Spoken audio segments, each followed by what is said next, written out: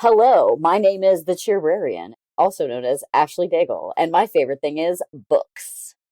Welcome to the Finding Favorites podcast, where we explore your favorite things without using an algorithm. Here's your host, Leah Jones. Hello and welcome to Finding Favorites. I'm your host, Leah Jones, and this is the podcast where we learn about people's favorite things and get recommendations without using an algorithm. Here's the thing. I have been missing good Twitter hardcore since Elon Musk bought it. And Threads has finally given me a moment of serendipity that's making me say, maybe there's a replacement. And that is today's guest. Today's guest is the host of Advice from the Cheerbrarian herself, Ashlie Daigle. Ashlie, how are you doing today? I'm doing great. How are you doing today? I'm good. It's a beautiful, we're both in Chicago, I think. Yeah, right? I'm in the suburbs. I'm in Schaumburg. Oh, yeah. Well, then we're both in Chicagoland. Yes. Don't call it Chicago. I'm not in Chicago. I'm in Chicago. It's a beautiful day outside. Mm-hmm. And we're getting close to peak, the color on the leaves this year, because it's been such a slow fall, is pretty phenomenal. Yeah, they're pretty banging. I've got a friend who's down in Alabama and she loves changing leaves, and of course they get none. So she's basically subscribed to my leaf service. So every day I'll be like, here's a picture of a tree. So she's into that. So it's great. Nice. So Ashlie, we were talking before that we met on Threads, because the Threads algorithm is impossible to understand. So I don't remember. Yeah. I don't remember if you were asking for podcasts to go on, or I don't even remember. Don't. I'd have to go look at it. No idea. Yeah. But tell me about your podcast, Advice from the Cheerbrarian. Yeah, it's a new baby podcast. I started last February, and so my tagline is pep talks and book recs in your ear holes from your new well-read best friend. And the fact that you smiled at ear holes says perhaps it's for you. That's a good tell of so that's me being a little funny. And so I love to read and I love to give people advice. And my entire life, I share knowledge with people and I go, unsolicited advice from Ashlie, but blah, blah, blah, blah, blah. Mm-hmm. And so this podcast is a way for me to share what I've learned about personal development and wellness and just how to live a better life, and also recommend books to read that tie in with whatever the topic is, the topic du jour, as it were. Mostly solo, but I have what I call rotating co-hosts. Yeah. So I bring in people, and that way I get to give the advice live. We can kind of riff on each other. And I've done a couple of interview styles that have been fun, that I'd be interested to do more, but I'm having fun with it. Nice. And are you, in your professional life, a cheerleader or a librarian? Fun fact, great question. Answer to both of those things is no, I am not. But in my first episode, I sort of detail why I came about it. And so I like to say on a scale of 1 to 10 of extrovert, I'm a 22. I am a positive, peppy, cheerful person. I love to bring positivity. So that's where the cheer part came from.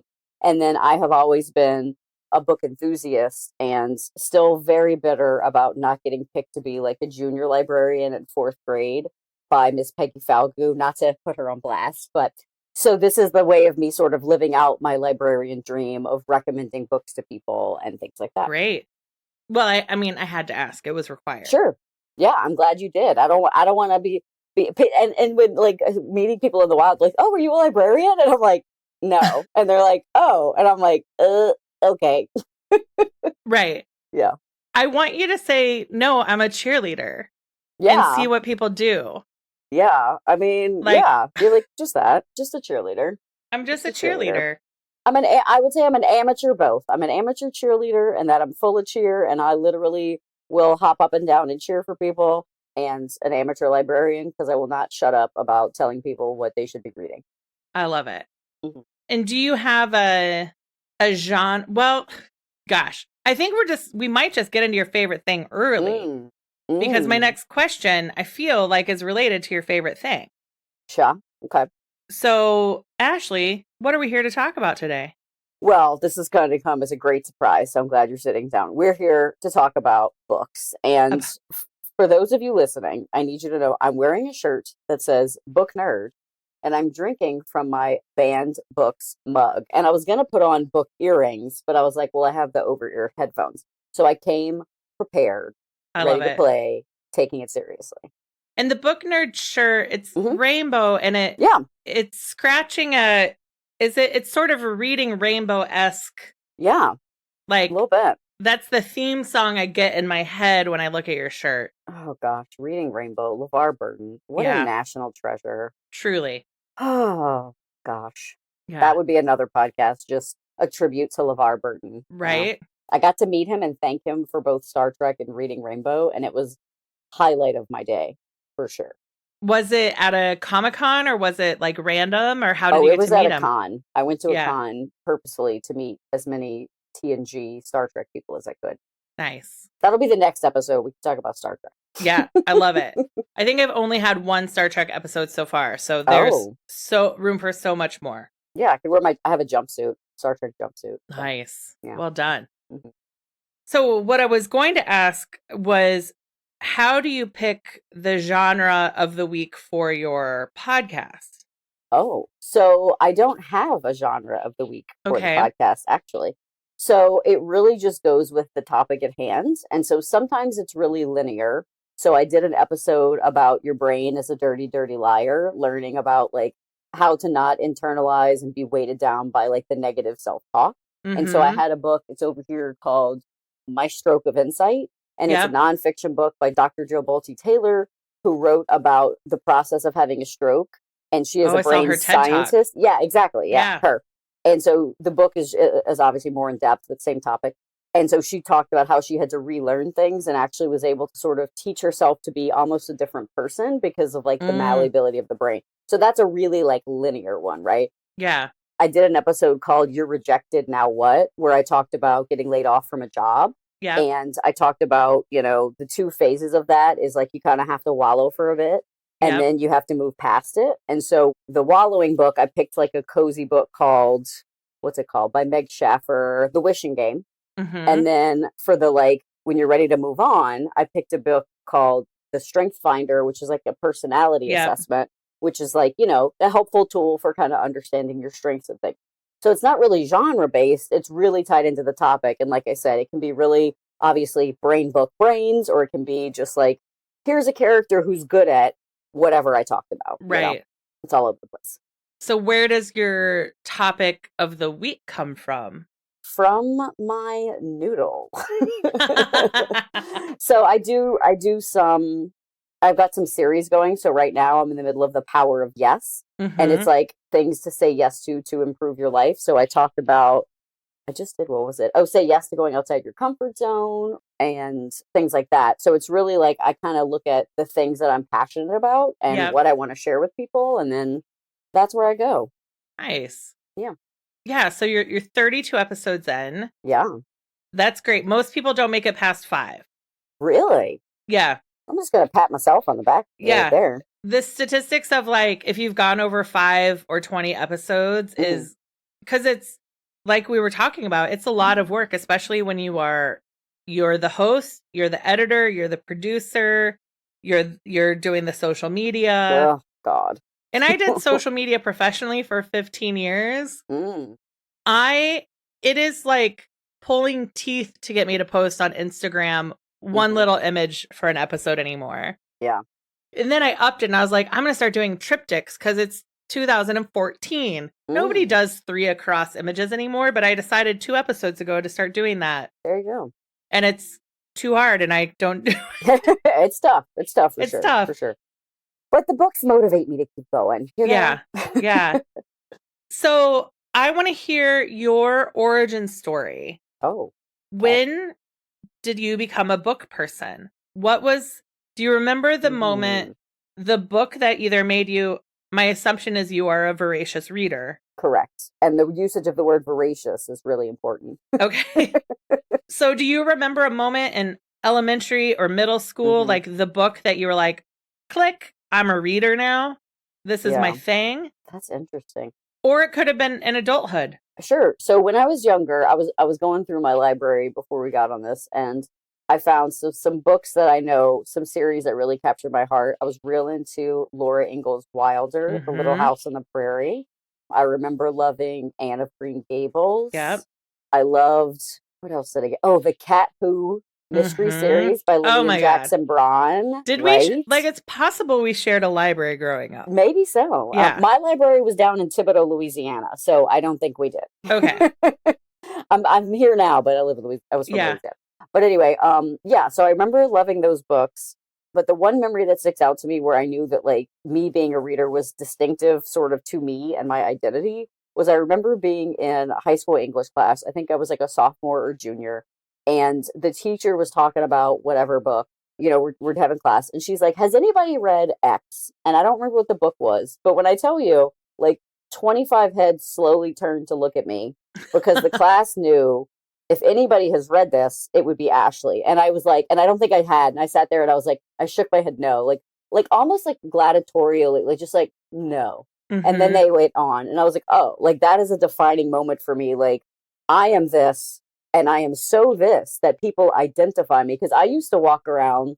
I remember walking around during lunch with Stephen King's It, just pacing and reading, like Yeah. just carrying books with me. So it's been a significant part of my identity for a really long time because I'm a little bit older than high school. Right. Just a touch. I am too. I believe this year will be my 30th high school reunion. I don't Coming know up how to on do the 30. math. I think I'm getting, yeah, if I just would have celebrated my 20th college, then yeah, I'm getting close. Yeah. Getting close. Yeah. Yeah. I have I'm a twin, and my sister was a reader before I was. Okay. A reader. We both Mhm. learned how to read. Sure.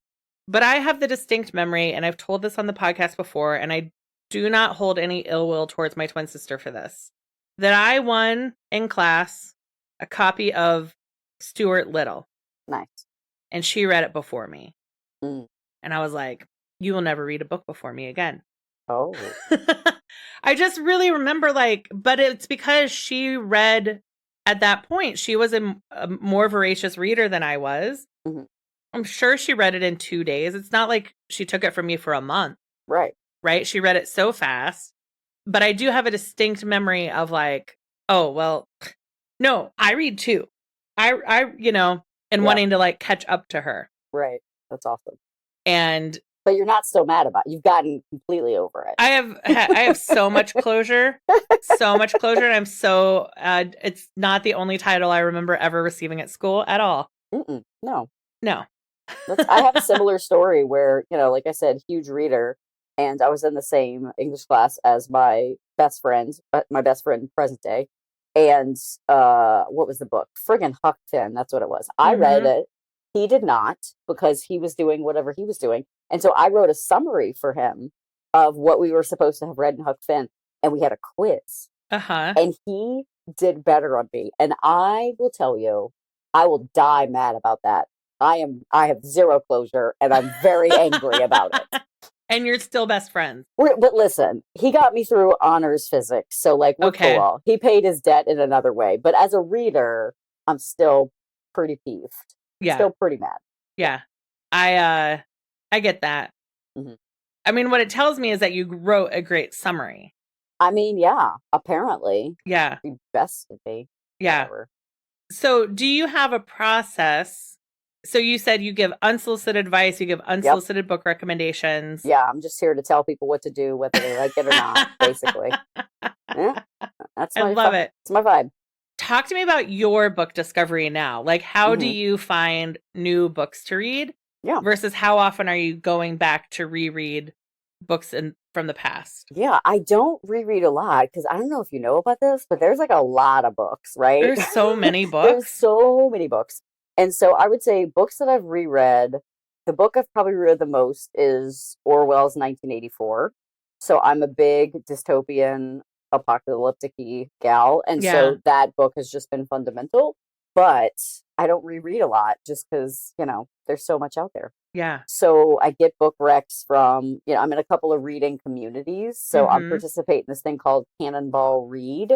which is a challenge to read either a full cannonball of books a year, which is 52, or you could Okay. do a half, or you could do a quarter. We have a WordPress where you have to write like summaries of what you read, so book reviews, as it were. And then it's also like a fundraiser for, I think it's cancer. I should know that better because I've been doing it for 7 years now, I think. But so that's a place where like people are sharing book recs. We've got like a Facebook page, so we're real chatty about that. I participate in public library book clubs are the best. I've got a good one. And so I read whatever we've got coming up in that book club. And just, friends, like I love Goodreads. I do you use Goodreads? I have a Goodreads account. It comes and goes. Here's why I love it. So if you use it enough to where you get like some friends in there, then you can easily see what other people think about books. And so, and I make shelves. I think I checked the other day because somebody prompted me to do this. I think I have like 75 shelves. Amazing. Because I do them by people's names. So like if you and I, get to be buds and you start recommending books to me, I'd say recommended by Leah, because then it would, like, when I'm trying to think of something to read, I remember the stuff you like. Oh, let me see, what was that book she said? Yeah. So I find it really helpful to connect if somebody recommends a book to me, remembering who it was, because it's like, well, am I in the mood for something Casey recommended or Mindy recommended? Because we have similar book flavors. So, just word of mouth, I find, is really helpful to do that. But I want to give a plug for reading multiple books at the same time. Tell me more, because that is nearly impossible for me to imagine. Here's the thing. So I have like this. Usually I have 3. I think I probably have 5 going right now, which is too many. Things have gotten out of control. I know your face is very. Well, I'm just like, are they all paperback? Is it like a business book, a novel? Like, do you have 5 novels going at once, or do you have 5 books? I have 2 novels. So I've got one book that's for the public library that's fiction, which is Heaven and Earth Grocery Store. I've got one book I'm about to start that I'm doing a read along with some friends called Beartown by Fredrik, who wrote A Man Called Ove, which is a movie and things. And then I've got The Power of Fun by Catherine Price, which is like learning how to have fun as an adult, which is self-helpy. I'm reading Meditation for Skeptics by Dan Harris, which is what I'm going to do. He's so great. That's one of my next podcast episodes is Say Yes to Meditation. Yeah. I feel like I'm forgetting one. Oh, Design Your Life, which I need to do, which is like a helpful process to figure out like career stuff, but and then I have a book called Thinking Fast and Slow that my husband picked up for me at the library that I've been reading since August 2023. That you've been reading slowly. I've been reading it slow and slower. Yeah. And it's very meaty, and it's about like psychology and economics, and it makes me very tired. But here's why you should read multiple, not that many. Let's say 2. Read 2 books at a time. Okay. Because here's the thing. Like watching TV, right? Usually people don't have one show going at a time, right? You might have a couple different shows, and then you sit down and you go, well, today I'm in the mood for something funny, or today I'm in the mood for something serious. And like the statistics on how many adults read past like education that they have to are very bleak. Like people don't read, and that's fine if it's not your interest. But so often I hear, oh, I wish I read more. I wish I had time to read whatever. I think a big barrier to this is if you're reading one book at a time and it's a serious book and you're not in the mood for a serious book, well, you're just not going to read that day, and maybe the next day, and maybe the next day. But if you have, here's a serious book and here's like a silly fun book, well, then you're giving yourself options, just like with TV shows or anything else.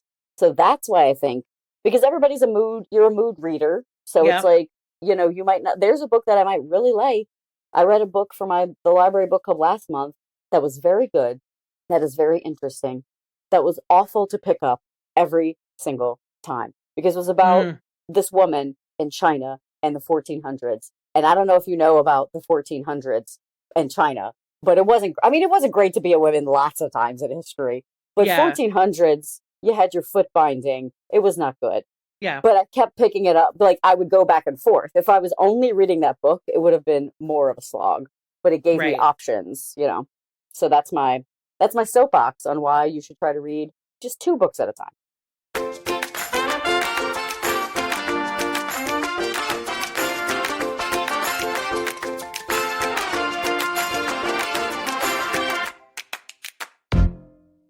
So, more questions.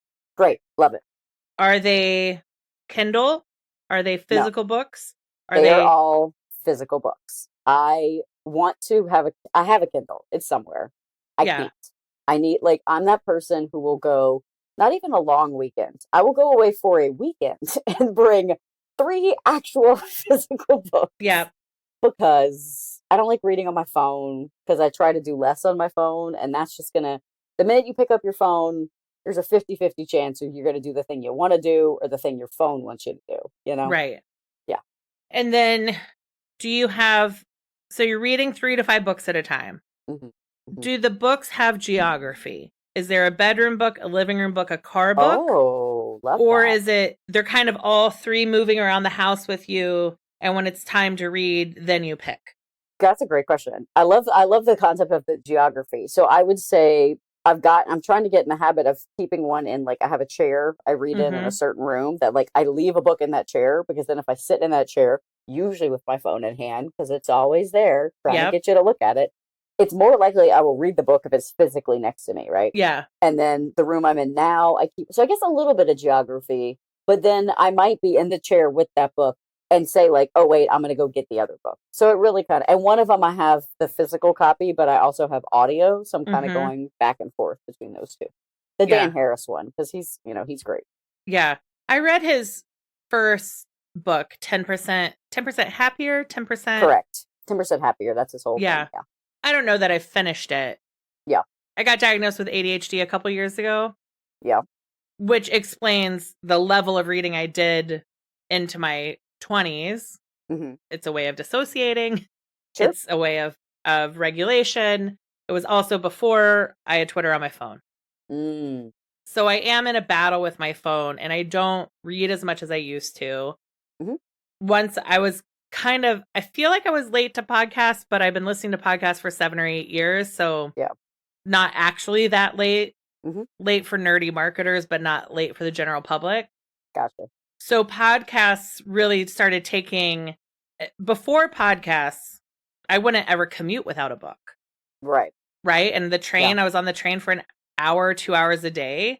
And then once I switched to podcasts, and then sometimes audiobooks, but not as much as I used to. And so I do find myself missing reading. And I think listening is equivalent. Yeah. Oh, yeah. That's another soapbox I will get on. Yeah. It is.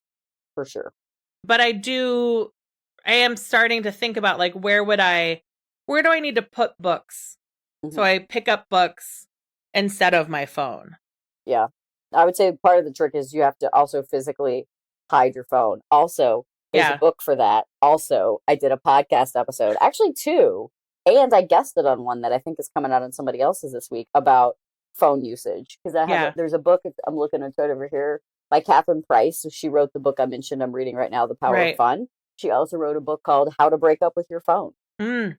And it's really good. The first little chunk of it the first thing it did for me was it helped me release so much of the guilt I had about how much I spend time on my phone, because she details exactly why it's so hard to put it down. Like when you really internalize that there are not just people, but like hundreds of thousands of very well-educated engineers who have devoted all their time to make this thing to where you don't want to put it down. It's a slot machine. It's a tiny slot machine you carry with you that pings and gives you rewards. Yep. So once I sort of really took that in, it's like, I don't feel as bad about falling into it. I'm just like, you got me, engineers. You win this 30 minutes, But then she actually takes you through kind of a 30-day plan to, like, it's like a week 1, week 2, week 3, week 4 that works to kind of change your relationship with your phone. Oh, nice. Which, I mean, I'm not like, and now I've done it and I'm perfect. Like, obviously not, but it's given me some cool tools. So, like, easy things, but hard to sort of maintain. So, like, my phone, I try to put my phone to bed at night around like 7:30. It's like, okay, and now my phone's going to go to bed. Mm-hmm. And so it's physically far away from me. So I'm much more likely now, because the books are closer to me. Right. And if I'm spending time with my family, I'm really engaged with that versus the phone that's in the chair. Yeah. But yeah, there's a book for everything. So I love books are great.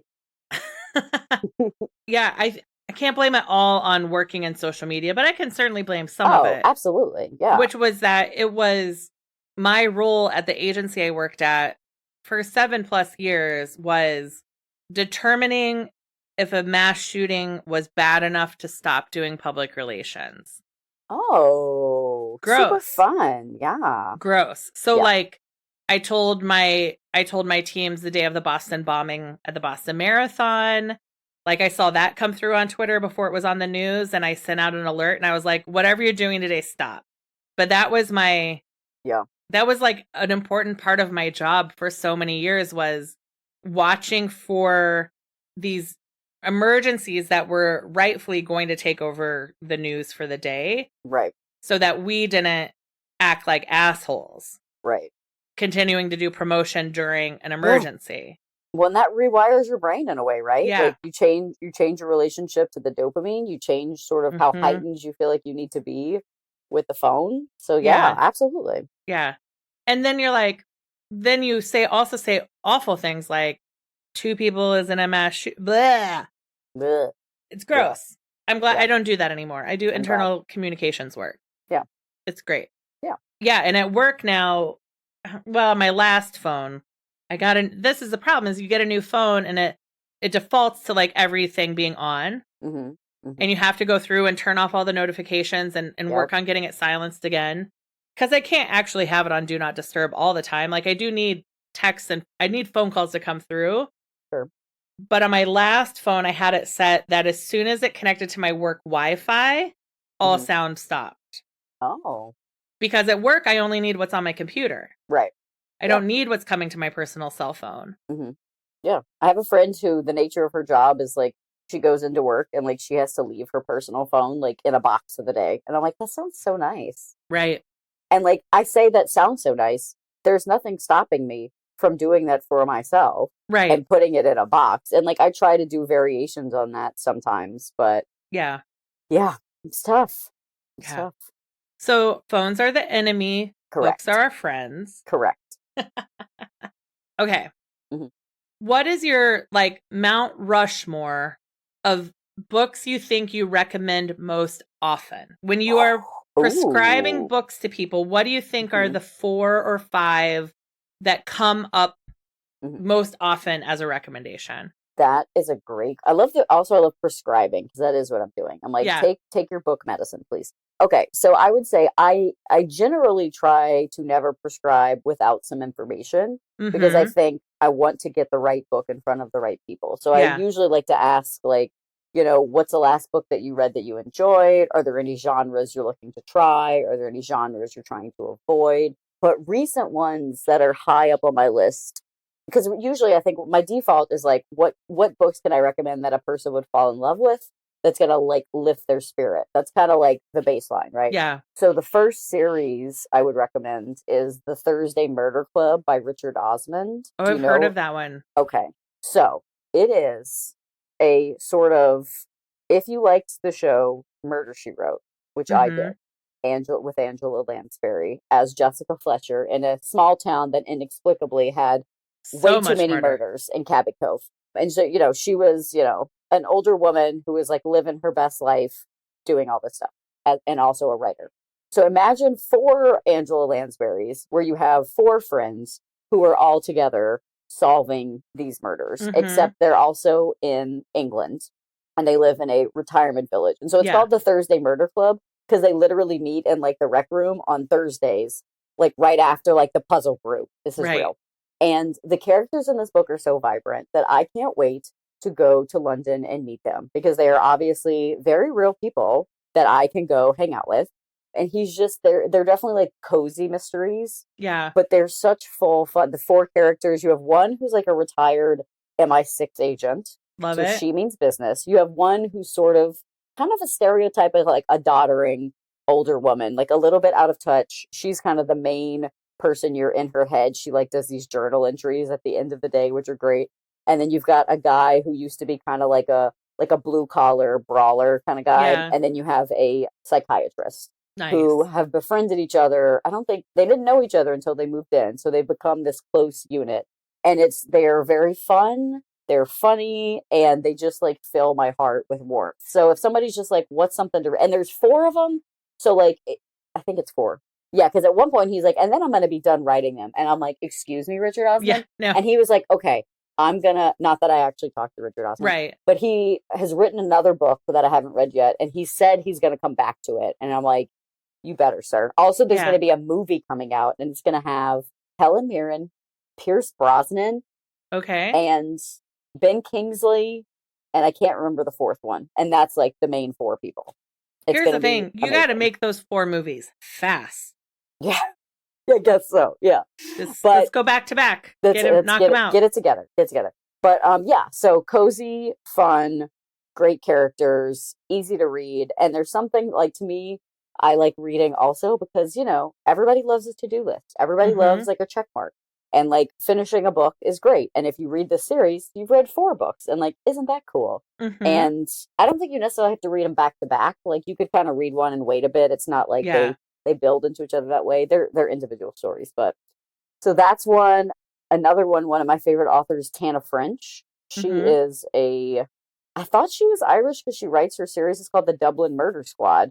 She's actually, I think she's like American who has like Irish family. But anyway, so the thing about this series that's really fascinating, this is like more thriller murder, not cozy. Like, yikes. So if you like Law and Order SVU, go check these out. What's fun about the series is that each book, so the first book is called In the Woods, and it's about these 2 detectives who are trying to solve a current murder, but then something really mysterious happened in the childhood of one of the detectives where like he was in the woods and he woke up like covered in blood, and the 2 friends he was with were disappeared, never heard from again, and he never like figured out what happened. It was like this whole thing. So you're sort of figuring out, is he going to figure that out, and also this current thing. So that's book 1. Every other book in the series takes somebody who's like a minor character, and then it's about them. So it like changes point of view. So it's called the Dublin Murder Squad because it's all usually around detectives that are all working at this place but work in Dublin. But you're seeing like different backstories and different histories and stuff. And that's just like super, versus a lot of, murder mystery kind of thriller series where like you have one detective or captain and like they're solving everything every time. Right. So that's a fun one. But again, those are much darker. The Thursday Murders, like, cozy. Okay. What else do I recommend? Do I recommend any books that aren't full of murder? Interesting. Which is funny because, like, I don't actually read that many thrillers. Yeah, I think, to go back to your original question of, like, what am I always recommending? I usually want to talk to the person first and see what they're into. So it really changes a lot because I want to cater it to have the best possible chance of giving somebody something they really want to read. Not just like top of mind, Yeah. So I'm curious if you've ever read the Thursday Next series by Jasper Fforde. No. Which is one of my top recommendations to people who are readers. So Jasper Fforde does incredible world building. Okay. It is kind of parallel universe where there are time police who manage people who are abusing time travel. Love it. There are book police who solve crimes in and out of book world. So the Thursday Next is a member of the book police, and she is a daughter of a time policeman who has gotten lost in time. I'm adding them to my Goodreads, and literally I opened a browser, I've added them. So the first one is The Eyre Affair. The Eyre Affair. Eyre Affair. Because the original manuscript of Jane Eyre gets stolen. Did I just mispronounce Eyre as in Jane Eyre on a podcast where I'm talking about books? Listen. That's upsetting. But I gotta be honest, have I read Jane Eyre? Ooh, probably. You know what? I'm not an Austen girl. I'm not a Bronte Austen. Yeah. And my caveat though is, and this is where it's a pulling of a threader of a swed. Threader of a swed? You got a sweater, a thread of a sweat. Yeah. Yeah. So growing up in the 80s, 90s, I feel like I'm still this person. I like to be, different. I like to be a weirdo. Yeah. And so part of me not really getting into Austen and the Brontes is I don't know if I wouldn't have liked them if I read them when I was younger, or if I wasn't going to read them because that's what girls were reading and I didn't want to do what girls did. Not that there's anything bad with being girl, obviously, but because I didn't want to be boxed into these things. Yeah. And so I think I've read some of them now, but they don't hit with me the same way. And like, I can't tell if I really don't enjoy them because I don't, or if I've literally like partitioned it in such a way that I like refuse to like a thing that's I'm supposed to like because I'm a girl. You know what I mean? I think you're going to love the Air Affair. I had not read Jane Eyre or even seen any adaptations when I read it. Okay. So there were some things that I didn't, because part of the world building is if the original manuscript is changed, it changes all copies of the book. Mm-hmm.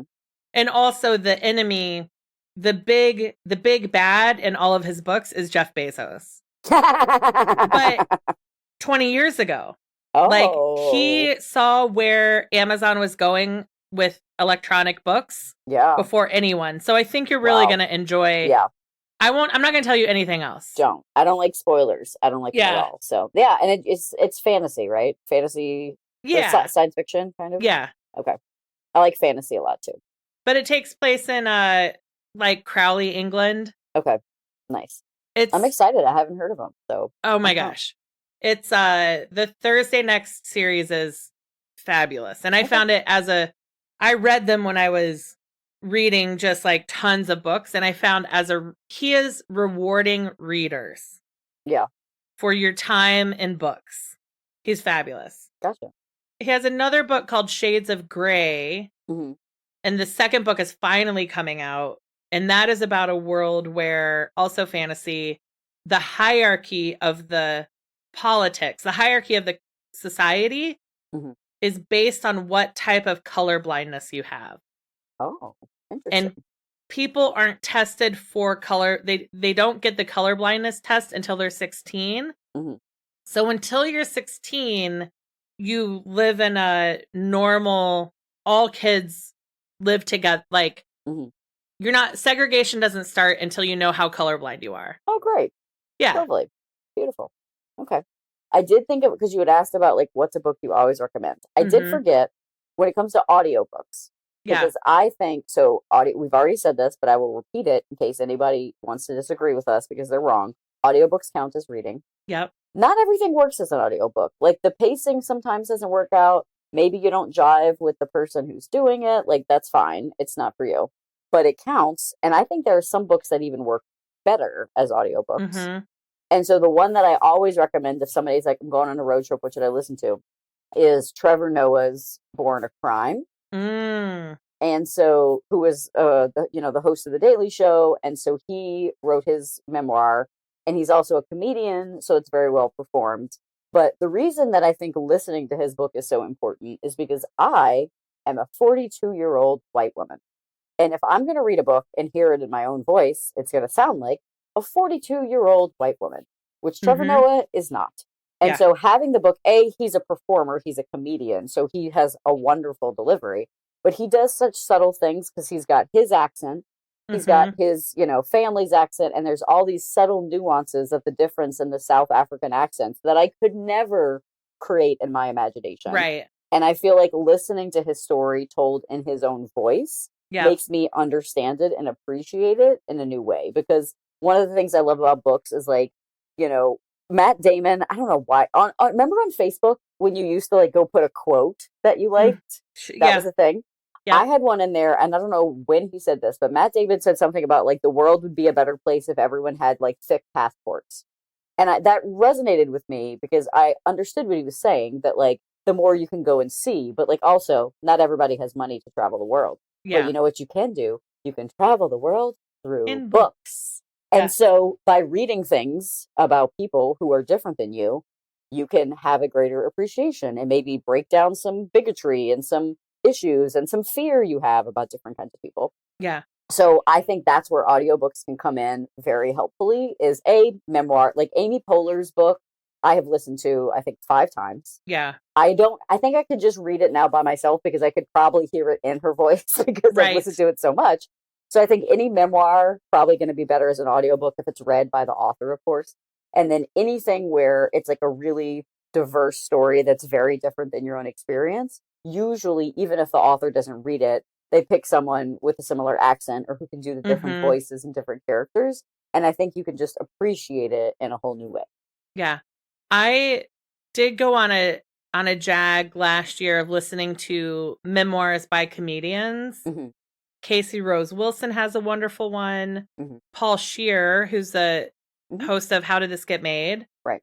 Who I have had on my podcast. He's very nice. What? Yeah. Oh my gosh. I'm a really active fan of How Did This Get Made, to an embarrassing level, but Paul coming on my podcast was really neat. Yeah, that's awesome. But in the audio version, occasionally there's an interstitial that is the clip from the How Did This Get Made live show. Mm-hmm. The first time he tells a story that then became a chapter in the book. Oh, nice. And so you hear like, because a lot of times when he's telling the story at a show, it's just like, oh, I just remembered this thing that happened. And then in the book, he really, really did some deep dives into like what really happened. Yeah. And I thought that was a really clever way of making the audiobook extra special. Yeah. With those bonus clips. Mm-hmm. The audiobook I listen to the most now. For a while, I would go to sleep listening to Harry Potter. Sure. But I try not to. I haven't bought, J.K. Rowling. Boo. Boo. But a book that I love going to sleep to, but I listened for the first time on a road trip, was Steinbeck Travels with Charlie in Search of America. Oh, okay.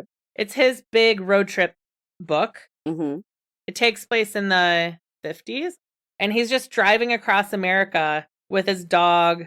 He's in his 60s. He's had a health scare. He's afraid of getting old. And so he's just like, I'm going to go see America. I haven't traveled.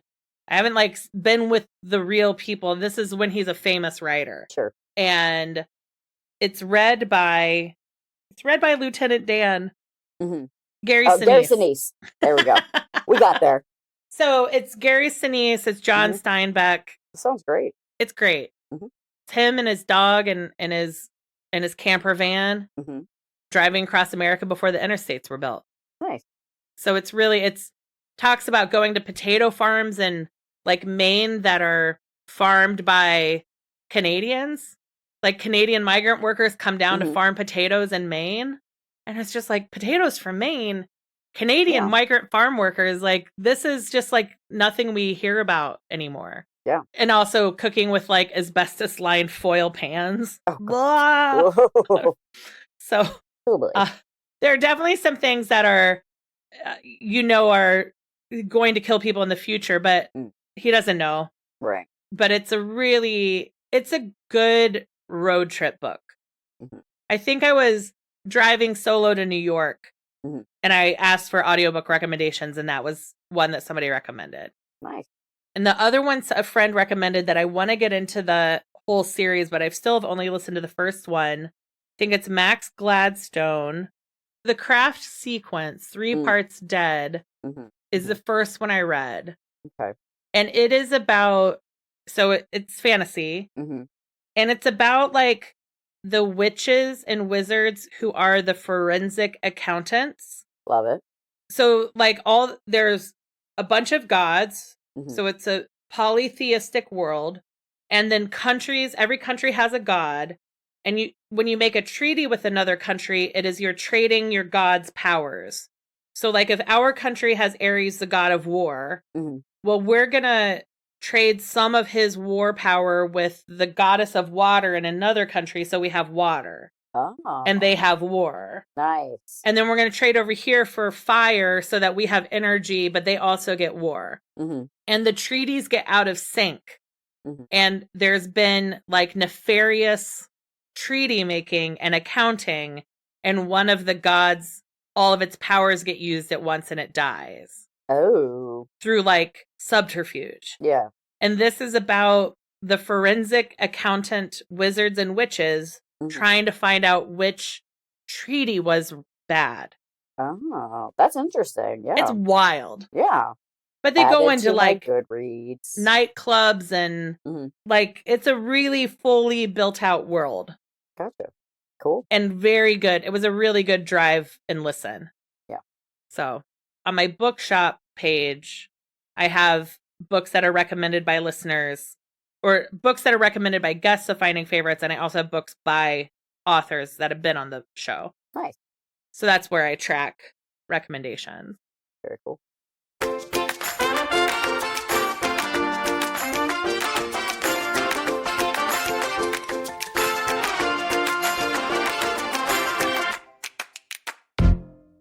So how do you feel about, now you're a big proponent of libraries. Yes.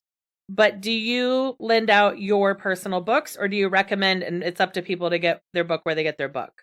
I do. And like some people who live in my house would say that I have a lot of books. Mm-hmm. I think I am pretty diligent about not having too many books. Yeah. At this point in life, it's like I use the library for most of my reading because they're free and libraries are great. Like I walk in and it's like the 2 times in life that I like instantly take a breath and feel good is like when I step outside to go for a walk on a nice day, I'm like, ah. And when I walk in the library, it just brings me peace. Yeah. So mostly library for me. I'm happy to loan stuff out if, I'm recommending it to a person. Yeah. I think that is helpful. And actually, I have to get to work on it for this year for my birthday. My friends got me a embosser that is the logo for my podcast. So that I can go and like emboss my books so that it's like tagged that it is mine. Yeah. But like, I would rather give somebody a book. Like, it's not like I have first editions or anything. Like, paperbacks, hardback, whatever. I would probably loan the only books I might not loan would be like the copies of books from my childhood. Like I mentioned, like the Little House on the Prairie, all that. I'm like, get your own. You're not touching those. Right. But anything else I've got that's like a modern purchase, if I loaned it to somebody, if it didn't make its way back to me, like, that's not the end of the world. Yeah. Like, there's one book that didn't make its way back to me that I'm like glad about. Do you know House of Leaves by? Yeah, I loaned it to somebody and I didn't get it, and I've read it, and I was like, you know what? I don't need that in my house. I don't need that bad juju. Okay, that book will mess you up real bad. I just sent a friend a meme, the friend who recommended House of Leaves to me 20 years ago, and I think it was from the website Hard Knocks. It's just sort of like a heavy metal The Onion. Okay.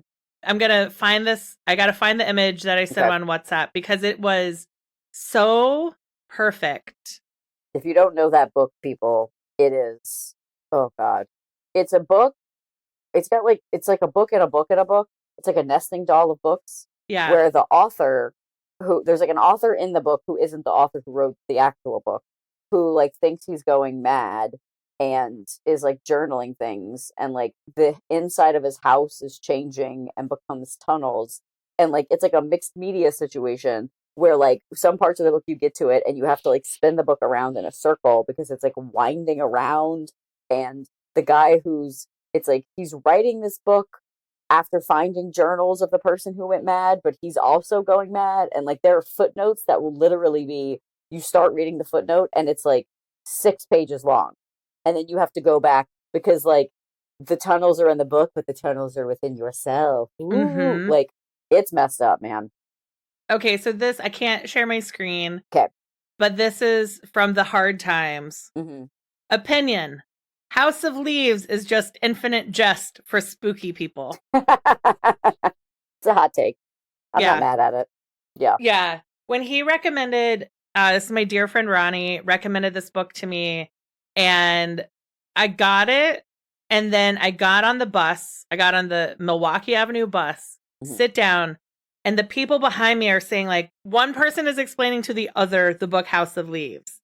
What's like a book within a book? And then you have these, and I was just like, this book that's in my hands, it was such a hot topic for a while. Yeah, it was a rule breaker in a lot of ways. Yeah.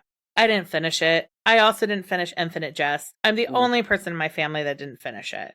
House of Leaves or Infinite Jest? Infinite Jest. Oh, I haven't read it. It's okay. Yeah. It's fine. I did read House of Leaves though. Yeah. Cool. I have I feel like shorter books from both of them. And whatever. They were not for me. Like I didn't have Infinite Jest and House of Leaves. Neither was for me. They have left my house now many years ago, and in a free box, like, or I stocked a free library somewhere. My mom will, in her efforts of Swedish death cleaning, of trying to get things out of the house so we don't have to deal with them when they pass. She doesn't have a physical map, but she has a map in her head of all the free little libraries in my hometown. So she'll fill up a box of books in the car and then drive and restock little free libraries. Nice. Yeah. You brought up a good book topic though, which is not finishing books. Mm-hmm. I think earlier in life, I was more of a completist where if I opened it, I was going to finish it. But I'm here to tell you, if you need me to, everybody, you don't have to finish a book. You don't have to. But like we said earlier, there's a lot of books. And if it's not vibing with you, that is okay. You can put it down and you don't have to finish it. And that's fine. And I like to distinguish between just like anything. If somebody wrote a book and they published it and it made its way to me, that's an amazing accomplishment. Yeah. Good job for them. Now, there are books that aren't great, just like TV show, movies, whatever. But I like to distinguish between a bad book and a book that was not for me. Mm-hmm. So you just said, you're not saying House of Leaves is a bad book. It wasn't for you. And not everything is going to be for everybody. And that is okay. So if you happen to get a book, and even if it's well recommended by people you admire, and you're like, I'm really not liking this. I don't have a hard rule of page numbers. But I'd probably give it, maybe 50 pages. I don't think I'd quit after 10. Yeah. But to me, I can tell when I go to sit down to read, if I'm if there's a resignation versus I'm excited. Yeah. And some topics you have to push past, the book I said I read for that public library. I don't know if I would have read the whole thing if it wasn't for a book club because I wasn't enjoying it. Mm-hmm. But it's not supposed to be enjoyable to read about women who were oppressed in the 1400s. It's not going to be a fun romp. Yeah. So sometimes you take the book medicine because you want to learn and you're pushing yourself. Yeah. And sometimes you want something that's just, a cheesy delight. And that is okay. Yeah. Do you have, we talked about where you get book ideas and recommendations from. Do you have someone that you you really trust to give you recommendations? I've got a lot of people. You got a lot of people. Yeah. I mean, like I said, on a scale of 1 to 10 of extrovert, 22. So I have a wide network of friends from all over the place that I will turn to. And now at this point, it's I have my Goodreads shelves that have them all listed. I would say that there's some fun book clubs you can check out. So I haven't read a lot of them, but Good Morning America does a book club. Mm-hmm. And I've actually had one of the authors, Angie Kim, who wrote a book called Happiness Falls. I had her on my podcast. She was one of my interviews, which was cool. So if you're I don't even know where to start, you can try one of those. Yeah. Reese Witherspoon's book club, I find, has got some fun ones in there. Yeah. So that's another place you could sort of check a few of those out. You could find me on social media and tell me what you like to read, and I will recommend the book. And if you read it, and then if you tell me that you liked it, you will have made at least my day, if not my week. Because for a reader to recommend a book to someone that you love, that then they love it too, is the pinnacle of I'm done for the day. I've achieved enough. Yeah. The blue ribbon for me. Amazing. I love it. Nice. And do you have young readers in your life? I would say I have a reluctant young reader in my life who reads, and I have had some success in giving them things to read, not a lot, and I am excited about sharing some books with I have a niece who is about to turn 5. Okay. And so there's some books that I've gotten her that she really likes that again, that makes the heart sing. I read more YA than I'm not used to. When I was a young adult, I read it, and then there was a period of time, because I also want to say any kind of book can be for any kind of person. I think people build up stuff in their head. I was talking, to somebody the other day who I was only reading nonfiction because I thought I should only read nonfiction. And then I started reading fiction. And and I don't think that's uncommon to be I can take anything and make it a to-do list and suck the fun right out of it. Mm-hmm. That's a special skill I have, to include reading. I'll get behind in my book reviews and I'm oh, I'm behind. My husband's are you behind? I'm yes, I'm behind in my pretend homework. Leave me alone. I have made it a thing to do. But I want to say too that for a long time, I think I wasn't reading YA because I wrongfully was but I'm not a young adult. I'm an adult. So that's not for me. Books are for everybody. Just watch whatever TV show, whatever thing you like, whatever you're interested in. Feel empowered by the power vested in me by literally nothing. If it doesn't hurt anybody and you like it, read what you want to read. Yeah. Even if you're like, you know what, I love children's literature. And I'm going to exclusively, as like a 60-year-old man, read children's literature and it makes me happy. Great. Whatever. Yeah. Do it. Love it. Ashlie, this has been such a fun way to start the weekend. Yay. Do you have anything? Well, you have a whole podcast about books, so clearly you have more to say. Sure. But is there anything I haven't asked you today that you would feel bummed not to have gotten to say on this episode of Finding Favorites? What I know is going to happen is we're going to get off of this and I'm going to come up with at least 2 to 7 things. Yeah. Right now, I'll do one more plug for an episode of my podcast that's just if you're like, okay, you've said some things that are interesting, but like I still need more help in like what, like I want to read more. I have an episode that's literally called like the 6 tips to read more books. And I've already talked about, I think one of them was to read multiple books at a time. But if you'd like some more ideas, you should check that out because I've talked to a couple people who said they've listened to it multiple times or they've recommended it to people because it was helpful in trying to do it. Because it's not easy.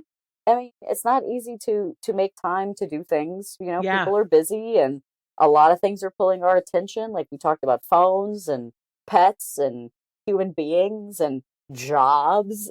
Yep. But it is an important pursuit. And I think you can improve your life and enjoy your life more by spending time with a good book. And I'm here to help you if you want help with it. Great. And where can people find you on Goodreads? Where can they find your podcast? Where can they find you on the internet?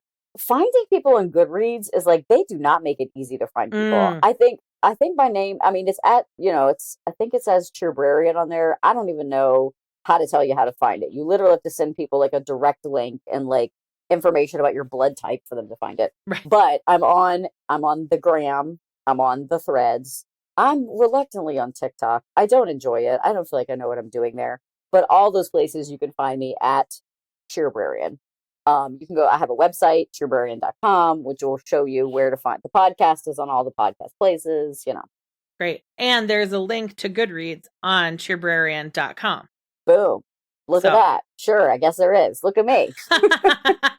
And I have a list of, if you're curious on what kind of books I recommend, there's a tab on my website called Unrequired Reading. Because the point is like, it's not required, right? I'm not telling you have to. So there's a tab, Unrequired Reading. And if you click through for every episode, it'll tell you what books were recommended. Great. Outstanding. Well, Ashlie, thank you so much for joining me today. For folks listening to Finding Favorites for the first time, you can find and subscribe on Apple Podcasts, Spotify, Pocket Casts, wherever you listen to podcasts. Please rate and review 5 stars, subscribe, set it to auto download. Finding Favorites is mixed and edited by Rob Abrazado. Thank you, Rob. And you can find me sometimes on Instagram, Finding Faves Pod, FAVS Pod. Well, Ashlie, thank you so much for joining me today. Thank you for having me. It was a blast.